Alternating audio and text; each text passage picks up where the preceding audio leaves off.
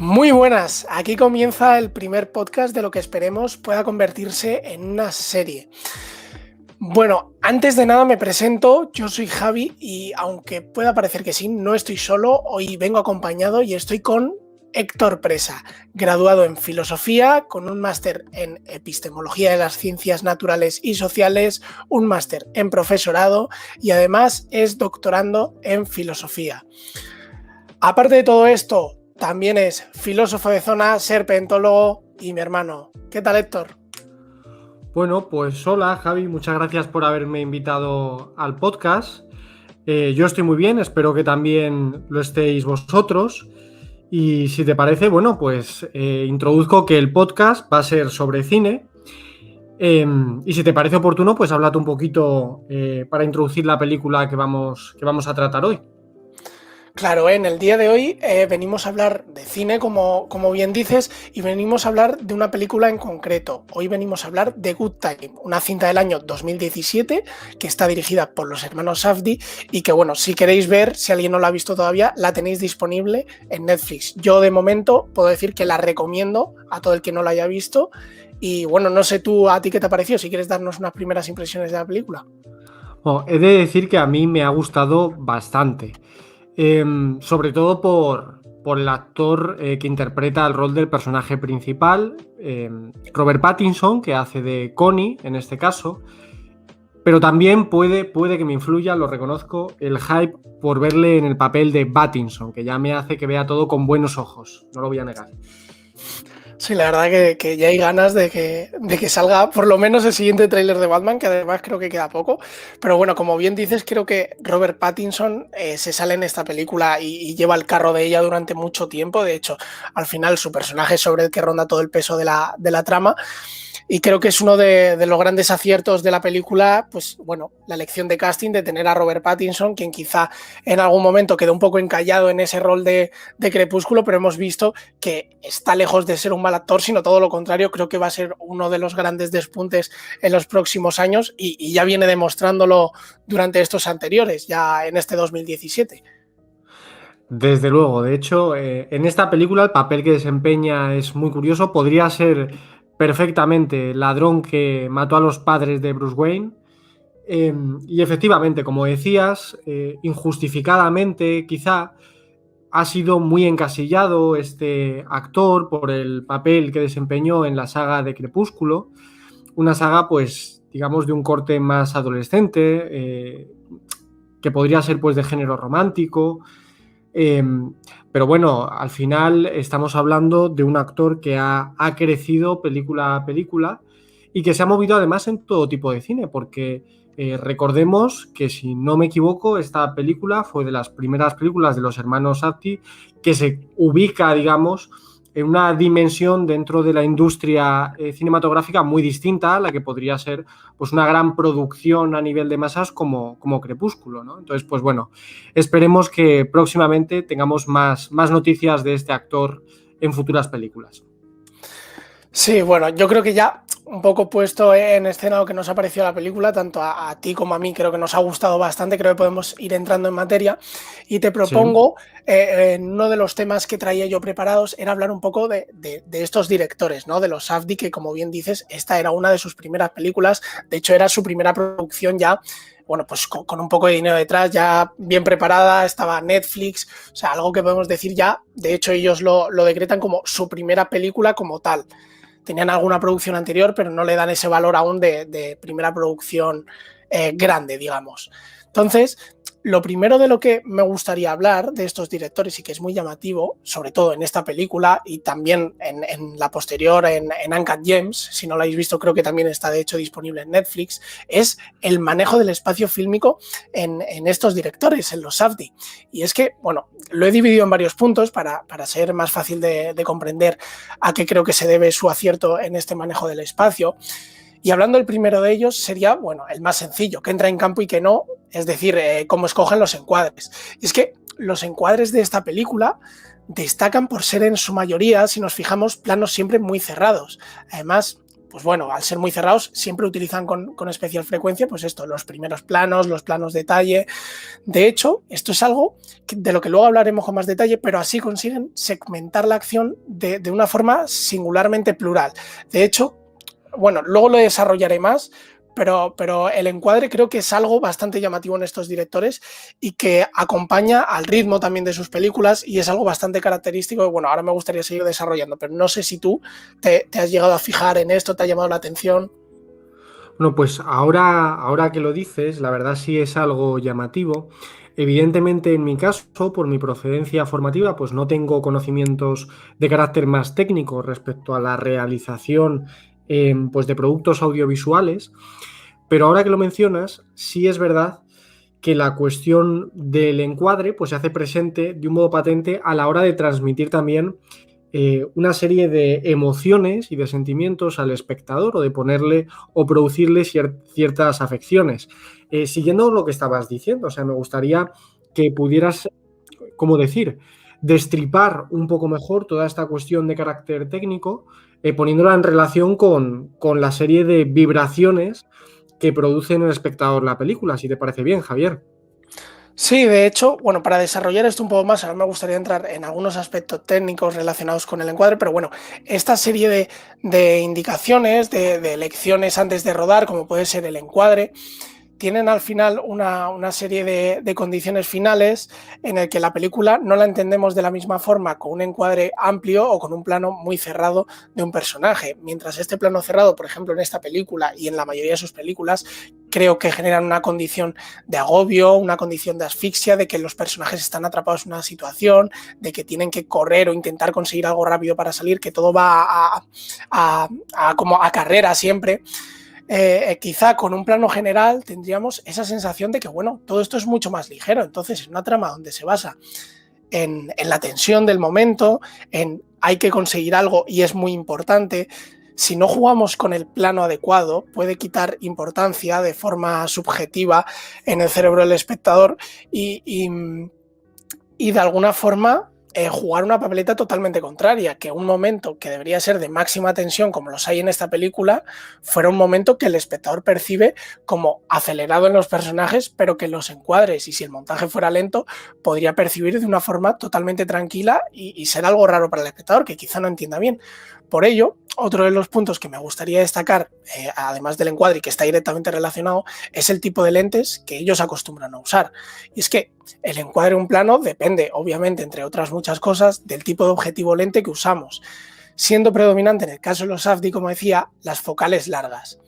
Estas también son conocidas como teleobjetivos, que por si alguien no lo sabe, un teleobjetivo es todo aquel que tiene una distancia focal superior a la normal, la cual se suele establecer en los 50 milímetros por una cuestión de parecido al ojo humano, básicamente.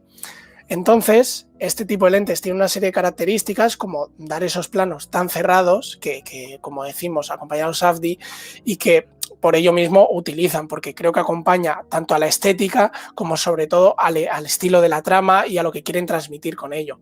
Además, hay otra característica muy del estilo de este objetivo, que es la poca profundidad de campo, porque como comentaba, en este cine, en el de los AFDI, este tipo de lentes son muy frecuentes y por tanto lo es también la poca profundidad de campo, ya que si seguimos la regla, a mayor distancia focal, que como utilizan teleobjetivos, decíamos, supera siempre al menos los 50 milímetros, también tenemos menor profundidad de campo, lo cual a su vez, y esto ya como detalle, se puede convertir en una dificultad para los foquistas en alguna que otra ocasión. Pero bueno, esta menor profundidad de campo lo que hace, y ya cierro con esto, es dejar los límites del encuadre borrosos. Y creo que eso, acompañado de este encuadre muy cerrado, como decíamos, gracias al teleobjetivo, puede condicionar al espectador a ver que los personajes están atrapados en cierta situación y dar esa sensación de agobio y asfixia, como decíamos. Bueno, podríamos decir, ¿no?, según lo que estás comentando, que los foquistas intentarán tanto huir de estos directores como el propio personaje de la policía, ¿no? Sí. Pues muy interesante lo que vienes comentando, la verdad, sobre todo porque eh, es, digamos, muy interesante en este sentido ver cómo esas vibraciones, como decía antes, que transmite la película al espectador, que efectivamente tiene que ver con una sensación de ir a prisa, de inestabilidad. Tienen que ver no solo con el guión en un sentido estricto o con lo que estamos viendo, o más bien que viendo con lo que estamos oyendo a través de los diálogos, sino con toda una serie de medios técnicos que los directores están poniendo en juego para transmitir a través del propio formato audiovisual, ¿no? Más allá, ya digo, de lo que están los propios diálogos. Claro, creo que es muy importante darle el valor que tienen a los directores, sobre todo en este caso, que se distancian tanto de un estilo predeterminado que podríamos decir por ello mismo, porque al final en el guión se puede ver, se puede ya intuir un tipo de estilo de película, de tensión, thriller, terror, pero creo que si no hay un director por medio, un director de fotografía que pongan en juego estos recursos cinematográficos al favor de la película y a favor de motivo y de estilo, como digo, pues hombre, en una película de terror no será lo típico jugar con un plano muy iluminado en el que no hay nada que pueda aparecer de fuera de campo, se jugará con los sonidos de tal forma que puedan aparecer estruendosamente al espectador para asustarle. O sea, hay una serie de cosas que sí que suelen jugar de forma más o menos predeterminada, pero hay otra serie de estilos y de técnicas que podemos usar innovando o no tanto, porque de hecho el encuadre cerrado es algo que podríamos pensar más típico, pero esta gente, los Safdie, lo llevan a un extremo que sí que es innovador y no es siempre darle una vuelta de tuerca a lo que ya tenemos, sino quizá exagerarlo, probar con ello, hacer este estilo más sucio de ellos, porque además de todos estos recursos que te decía, como el teleobjetivo, que entra en campo y que no, el encuadre, la menor profundidad de campo, también destacan por la inestabilidad de los planos durante toda la película. Y es que la mayoría de los planos de la película están rodados con cámara al hombro, sin ningún tipo de soporte, ya sea mecánico, grúa o sencillo como un trípode. O sea, el cine de los Safdie carece de inestabilidad. Perdón, carece de estabilidad, sino que todo lo contrario, tiene todo el rato inestabilidad. Y esto se traduce en los planos, que no te dejan escapar. Todo el rato puede salir el personaje un poco de plano, puede entrar. O sea, el encuadre no tiene por qué ser tan limpio, pero esto favorece a la trama y es lo que te decía, que el director sepa leer el guión en términos de cómo voy a aplicar todas mis herramientas cinematográficas para poner el juego y sacar el máximo rendimiento a esta historia que me propone el guión, creo que es de valor y creo que los Safdie saben hacerlo muy bien, sobre todo con este estilo acelerado. La verdad es que, pues gracias por hablar de toda esta cuestión a un nivel técnico. Creo que tanto yo como los oyentes, pues hemos aprendido mucho a este respecto. A mí puntualmente, si te parece ahora, Javier, me gustaría hablar, recogiendo lo que has comentado de esta cuestión de la inestabilidad, unas, unas pequeñas reflexiones que creo que pueden ser interesantes respecto a cómo se trata la cuestión del sujeto contemporáneo en la película. En este caso, tenemos un personaje principal que es Connie. Y yo creo que a través de él la película nos habla de una cuestión muy interesante, que es la condición del sujeto contemporáneo, que puede decirse que es la desposesión. Y aquí diría que encontramos dos tipos de desposesión en la propia película, la externa y la interna. La externa es aquella que se impone desde fuera, cuando Nikas, por ejemplo, el hermano de Connie, mientras se escapan tras el robo, finalmente es atrapado por la policía. En ese caso vemos como una institución, en este caso estaríamos hablando de la institución policial y más tarde la carcelaria, desposee a un individuo, por ejemplo, de su propio tiempo. Sin embargo, el verdadero personaje que aparece como desposeído a lo largo de toda la película es aquel que ha escapado de esa desposesión externa. He aquí el giro ideológico que se está poniendo en juego a lo largo del film. Aquel que se ha librado de la policía es el personaje que verdaderamente está preso, dada su condición de desposeído como sujeto, dada su condición de desposesión interna en este caso. A lo largo de la película, Connie ve mediada la realización de sus deseos y pensemos en lo siguiente, por ejemplo. Quiere pagar la fianza a su hermano, necesita moverse por la ciudad. También, por ejemplo, ocasionalmente en la película necesita hacer una llamada, conseguir dinero. pero hay una constante ausencia de los medios para realizar toda esta serie de objetivos que le van saliendo al paso al protagonista durante el desarrollo de la película. Está en una situación de desposesión constitutiva, lo que hace que sus relaciones con cualquier personaje de los que se cruza sean producto de manipulaciones, engaños, extorsiones, con el objetivo de procurarse a través de estas malas artes los medios que le faltan. No sé si tú has visto algo a este respecto en la película, Javier. A mí me gustaría preguntarte si pudieras explicar más a qué te refieres cuando dices todo esto de que él, queriendo realizar acciones como la que tú decías, que necesita una llamada o necesita realizar el pago de la fianza con dinero con el que él no cuenta, ¿a qué te refieres con que él no tiene cómo mediar y necesita de agentes externos para poder realizar estas acciones? Vaya. Claro, pues mire, voy a poner unos ejemplos de los que aparecen en la propia película, de situaciones. En un primer momento, que es, digamos, la excusa que nos da la película para ponerse en funcionamiento, podemos detectar la ausencia de estos medios en la misión del robo del banco. Esta ya es un síntoma que pone sobre la mesa que necesita la mercancía más peculiar de todas las mercancías, que es el dinero, que es aquella mercancía que se puede intercambiar por cualquier otra.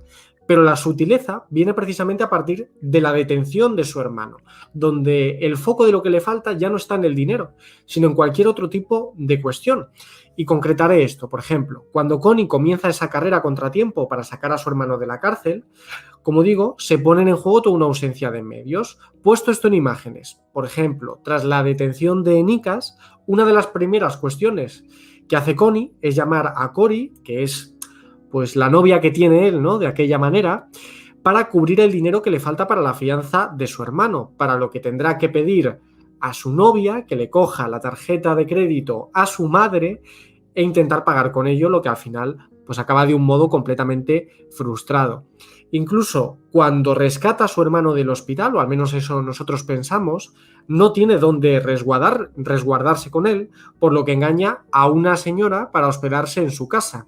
Cuando quiere desplazarse a por la botella con droga, no dispone del medio, así que necesita a su vez usar el coche de la abuela, que le ha dado cobijo, y cuando quiere hacer una llamada, posteriormente a haber cogido el coche, no dispone tampoco del medio tecnológico para ello en ese momento, por lo que es la nieta quien le presta su móvil para realizar la llamada. Me parece muy curioso esto que dices, porque además ahora yo quería hablar de, bueno, la construcción y el manejo de los tiempos mediante la fragmentación superlativa del montaje en esta película, y me parece muy curioso lo que comentas, porque le encuentro una relación que bueno, te voy a comentar ahora. Como decía anteriormente, los Safdie, bueno, ya decía yo, que utilizan con especial frecuencia los primeros planos y los planos detalle. ¿Esto para qué sirve de alguna forma? Sirve para segmentar la acción de forma singularmente plural, como decía anteriormente y recojo ahora. Esta característica es fundamental para su manejo de los tiempos a través del montaje. Pues gracias a esa fragmentación superlativa de la acción que esta construcción tiene lugar. Entonces, ¿por qué digo que le encuentro una relación? Porque si bien ahora te pondré un ejemplo de una escena en concreta en la que lo vi y me llamó mucho la atención, es porque si bien este sujeto, en este caso el protagonista Connie, está desposeído y necesita de todos estos agentes externos, creo que la película te lo transmite de alguna forma a través de una fragmentación superlativa, como digo, en la que no solo un personaje, el principal, Connie, tiene la importancia en una escena, aun estando rodeado de 4 secundarios, que a lo mejor solo vemos una vez durante la película, incluso 2 como mucho, sino que se les da un protagonismo igual al que tiene él, para que veamos que necesita de todos ellos y que cada una de esas piezas son clave en el engranaje total para que él pueda realizar la acción que es, en el caso del ejemplo que yo te iba a poner, sacar a su hermano de la cárcel. Y es que el ejemplo que te iba a poner es en la escena donde Connie y Cory van a pagar el dinero para poder sacar a Nick de la cárcel. Vemos cómo a través del montaje y de la fragmentación, como digo, a través de tantos planos detalle y tantos primeros planos, vemos una fragmentación, un número de planos, una cantidad que bueno, roza ya la locura en el montaje, porque se le da importancia a Connie, quien habla al hombre que lleva ese tipo de trámites sobre qué está pasando con su hermano. El hombre, mientras tanto, al mismo tiempo, está realizando una llamada para saber qué ocurre con este chico. La novia está preocupada porque le falla la tarjeta. La secretaria que está probando la tarjeta está discutiendo con la señora sobre por qué falla la tarjeta.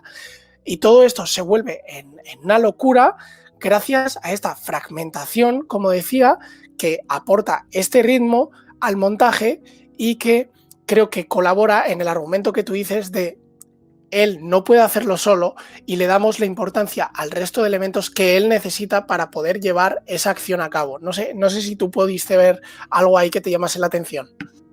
Sí, efectivamente. En este sentido, evidentemente los medios técnicos, como señalas con esa fragmentación, ayudan a construir también la situación, la realidad circundante a este individuo que en este caso es el personaje de Connie. Como vemos, el personaje está desposeído y no es de cuestiones accesorias, ¿no? Que esto es lo fundamental. No es simplemente que no tenga en su armario la última colección de Supreme, sino que se trata de cuestiones de un carácter fundamental, aunque en la película se nos puedan pasar como cuestiones eventuales, porque si nos fijamos, cuando está requiriendo, por ejemplo, del móvil de la nieta, está requiriendo de un medio de comunicación. Cuando necesita del automóvil para moverse, está requiriendo de un medio de circulación y desplazamiento. Y, por ejemplo, cuando nos están hablando de la necesidad de conseguir dinero, es de la necesidad realmente de conseguir un consumo, el acceso al consumo de bienes y servicios, o incluso del hogar, cuando realmente la señora con la que se encuentra en el autobús a la salida del hospital le cede eventualmente la casa.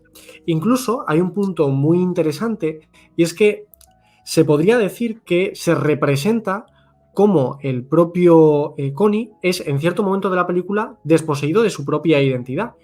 Cuando Connie está en la casa de la señora que conoce en el autobús que mencionaba, utiliza para cambiar su look un tinte de pelo que tampoco es suyo, es de la nieta. Usa un medio que le falta para convertirse en otro, se ve obligado a ser otro para escapar de su propia condición ante el peligro de ser reconocido por la policía, y esta situación supone una alegoría narrativa de la circunstancia del propio personaje. Hay una tensión interna entre dos polos muy fuerte. Aquello que constituye la esencia del sujeto, que es el personaje, que como vemos es la desposesión, pero a su vez un sujeto desposeído no puede realizarse exitosamente como sujeto. Y es esta tensión constante en la que se mueve el personaje. Y de ahí también su fragmentación, por lo que señalabas también técnicamente, que está también recogido en ese plano audiovisual, y es que como es un sujeto desposeído, pero un sujeto desposeído nunca puede llegar a ser un sujeto, se ve, ¿cómo decir?, marginado a estar fragmentado, a no ser un sujeto unitario. Es un sujeto al que le caracteriza el no ser dueño de nada. Por no ser dueño de nada no puede ser dueño de sí, y al no ser dueño de sí no puede ser un sujeto realizado. Esta tensión que señalaba es una suerte de arenas movedizas en la que el personaje en su lucha por escapar solo consigue hundirse más y más, cosa que vamos viendo también a distintos niveles narrativos según la película va avanzando.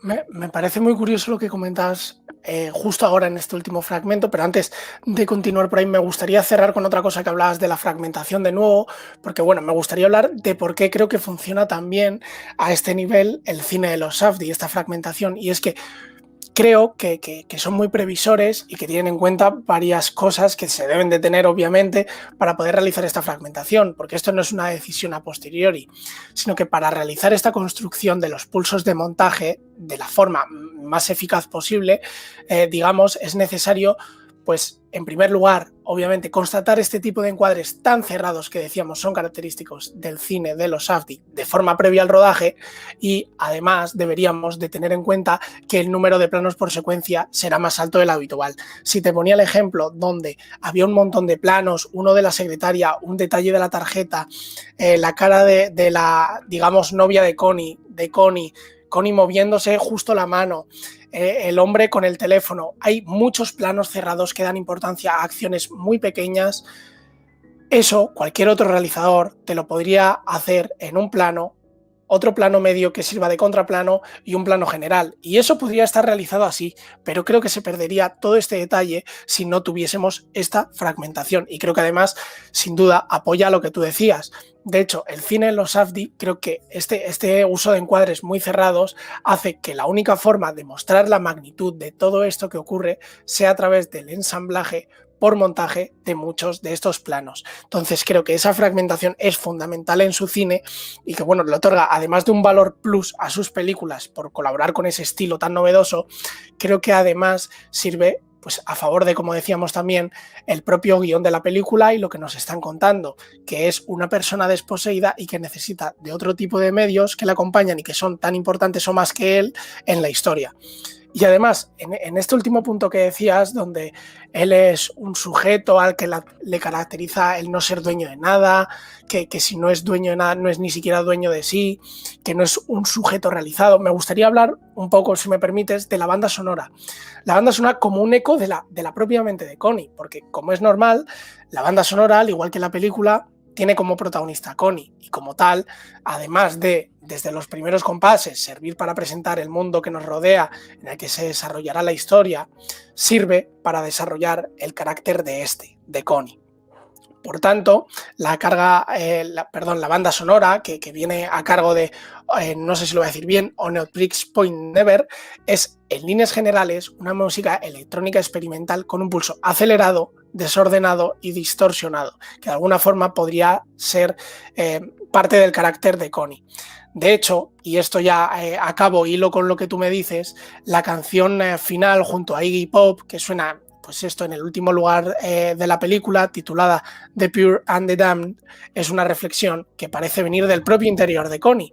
Y es que en su letra encontramos, y cito textualmente, pienso en desenredar y desatar estas cuerdas en las que estoy para llevar una vida pura. Miro hacia adelante a un cielo despejado. No voy a llegar, pero es un buen sueño.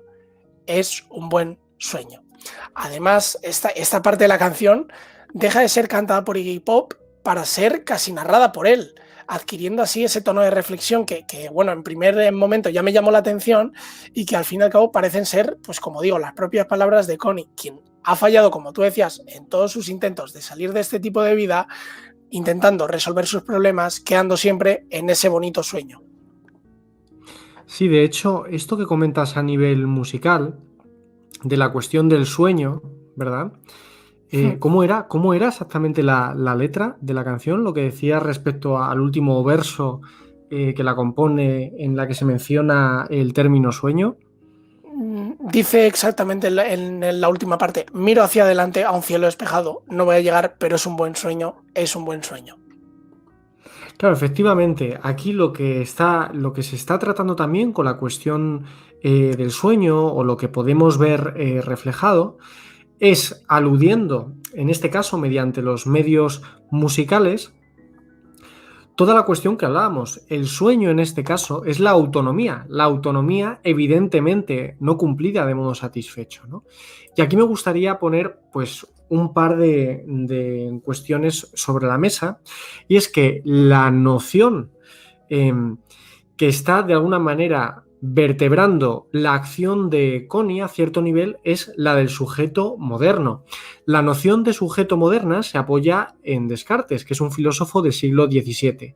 Para él, aquello que caracteriza al sujeto es su autonomía, su racionalidad y su capacidad de encontrar en sí su fundamento de conocimiento, incluso el fundamento desde el que dar a luz una ética. Esta imagen del sujeto sigue persistiendo en muchos discursos a día de hoy. Por ejemplo, si uno busca en YouTube speech pues del ámbito del emprendimiento o motivacionales, verá cómo se resaltan este tipo de características del individuo.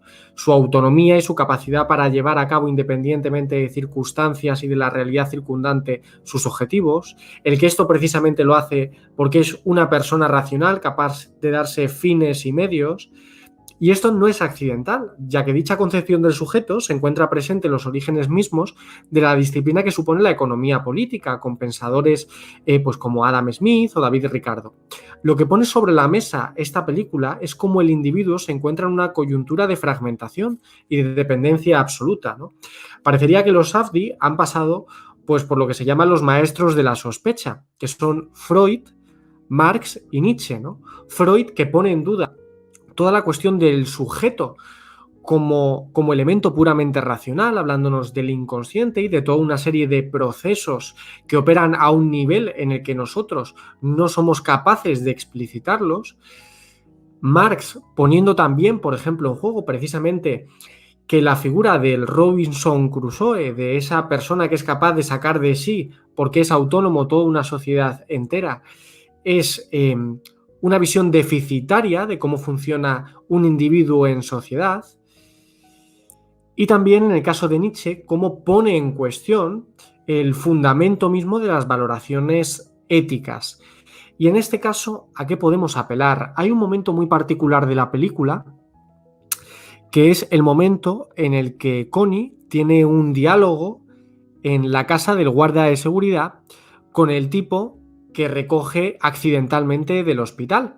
Si uno ve esta conversación, ve como precisamente Connie se está atribuyendo toda esta serie de características que conformarían lo esencial, el fundamento último del sujeto moderno, en contraposición con el otro tipo con el que está conversando, al cual desprecia. Connie se ve a sí mismo como un sujeto ético, lo que está haciendo realmente sigue una serie de normas morales, se ve como un sujeto racional que sabe lo que está haciendo en todo momento y se ve también como un individuo autónomo capaz de llevar todas esas acciones adelante y de hecho mira por encima del hombro al otro personaje, atribuyéndose él así todas estas características que según él no tendría el personaje con el que está dialogando. Sin embargo, lo que está haciendo toda la película a través de mecanismos narrativos, audiovisuales, es poner en duda toda esta serie de cuestiones que estábamos encontrando y poniendo en juego también pues esta característica de la desposesión que rompería con esta cuestión de la autonomía, la racionalidad, el fundamento último de la ética como algo que descansa simplemente en la racionalidad de un sujeto puro, independientemente de las condiciones sociales, históricas en las que se encuentre. Y además, algo parecido también ocurre con otras tonalidades, por ejemplo, la película de Parásitos, en la que se podría tratar desde otras perspectivas, pues una temática similar. No sé qué te parece a ti en este tema, Javier, si incluso tú ves algún tipo de vínculos con la película de Parásitos o con otro tipo de películas en este sentido.